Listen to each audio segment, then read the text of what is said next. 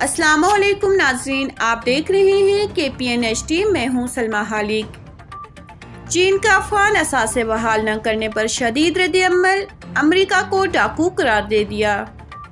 امریکی فیصلے سے پھر ثابت ہوا کہ امریکہ اپنے دعووں کے برعکس کمزوروں کا دفاع نہیں کرتا۔ ترجمان چینی وزارت خارجہ۔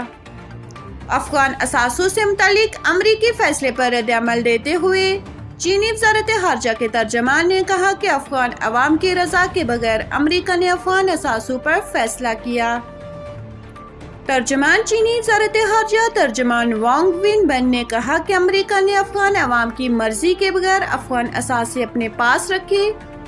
امریکہ کا یہ عمل ڈاکو کے طرز عمل سے مختلف نہیں ہے۔ وانگ وینبن کا کہنا تھا، افغان عوام کے مجرم امریکہ کو افغان عوام کی مشکلات بڑھانی نہیں چاہیے۔ چینی وزارت خارجہ کے ترجمان نے مطالبہ کیا کہ امریکہ کو افغان عوام کے تمام اثاثے غیر منجمد کرنے چاہیے اور افغانستان سے یک طرفہ پابندیاں جلد ہٹانی چاہیے۔